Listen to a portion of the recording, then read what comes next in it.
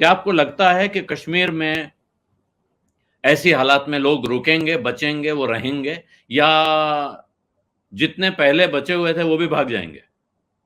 अपने को अनम्यूट कर लेंगे।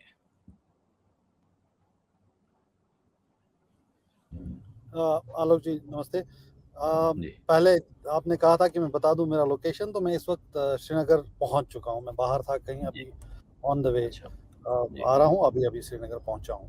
और चूंकि आपने मुझसे कहा है कि मैं अपनी जो राजनीतिक मेरी एफिलिएशन है उसको थोड़ी देर के लिए साइड में रख के एक आम कश्मीरी और एक फॉर्मर जर्नलिस्ट की तरह सिचुएशन जी। को देख के आपके साथ अपनी राय साझा करूं। तो अश्विनी जी ने जैसा कहा कि मतलब ये समय का जो पहिया है, ऐसा लग रहा है कि पीछे मुड़ता हुआ हमको दिखाई दे रहा है।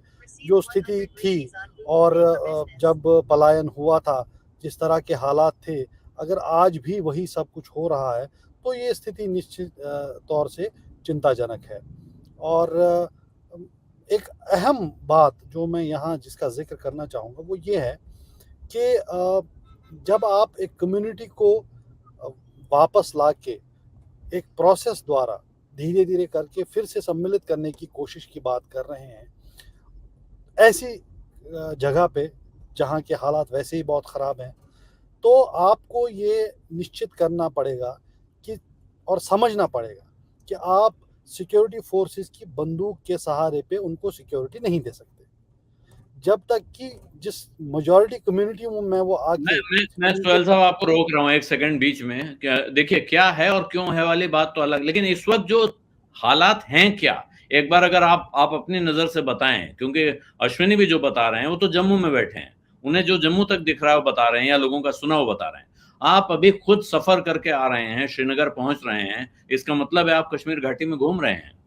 आपको लग रहा है 30 साल पहले यानी 1989-90 जैसे हालात हैं? और आपको लगता है कि ऐसे हालात में वो कश्मीरी पंडित जो आज तक वहाँ रुके हुए हैं, या दूसरे राज्यों से गए हुए जो लोग वहाँ काम-धंधा करते हैं, उनके अंदर ये हिम्मत होगी कि वहाँ रुके रहें और अपना काम करते रहें? देखिए, मैं एक सेंस से अगर आप मुझसे पूछें कि क्या ये 90 के जैसे हालात हैं, तो नहीं। वो इस सेंस में कि उस समय जिस तरह मिलिटेंट्स ऑपरेट करते थे, वो तरीका एकदम बदल गया है। आज की डेट में अगर आप बेसिक न्यूज़ एनालिसिस करें और सिर्फ़ इसी साल के आंकड़ों पे नज़र डालें, तो काफ़ी सारे मिलिटेंट्स मारे गए हैं। उसके बावजूद भी ऐसी घटनाएँ हो रही हैं, ऐसी हत्याएँ हो रही हैं।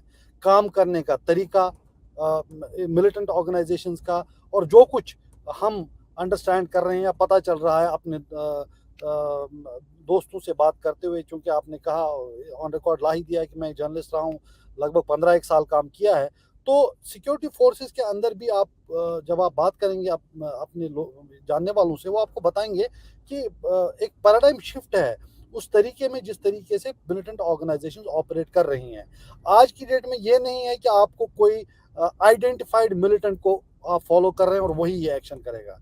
आज की डेट में आपको पता भी नहीं चलता है। तो इस लिहाज से शायद 90 जैसी सिचुएशन नहीं है, ये ज़्यादा कॉम्प्लेक्स है। दूसरी स्थिति ये है कि जहाँ तक माइनॉरिटी कम्युनिटी के लोगों की बात हम करें, तो बड़ी मुश्किल से उनके पहले जो 90s का पलायन हुआ था, एक प्रोसेस शुरू हुआ था जिसमें ट्रांजिट कैंप्स, पीएम पैकेज और इन चीज़ों को सहारा बना के एक प्रोसेस को शुरू कर दिया गया था। बजाय इसके कि उसको और फर्दर आगे ले जाया जाए और जो नंबर्स थे ऑलरेडी जो यहाँ रह रहे थे, उसमें और इज़ाफ़ा हो, आज की डेट में हम देख रहे हैं कि ये रिवर्स में चल रहा है। जैसा कि अश्विनी जी ने कहा, काफ़ी सारे लोग जा चुके हैं, काफ़ी सारे लोग जा रहे हैं, भय का माहौल है। क्योंकि अभी तक शायद ये कहा जा रहा था कि जी हम सिक्योरिटी देंगे, लेकिन उस नैरेटिव के सामने आप देख रहे हैं कि सिक्योरिटी नहीं मिल पा रही है, और शायद उस तरह की सिक्योरिटी देना नामुमकिन भी है, जैसा कि अश्विनी जी ने कहा। तो ऐसी स्थिति में भय पैदा होना मुझे लगता है ज़ाहिर-सी बात है।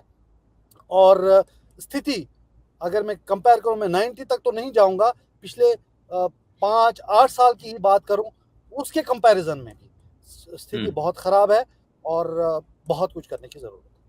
सत्य हिंदी का ऐप डाउनलोड करें गूगल प्ले स्टोर पर।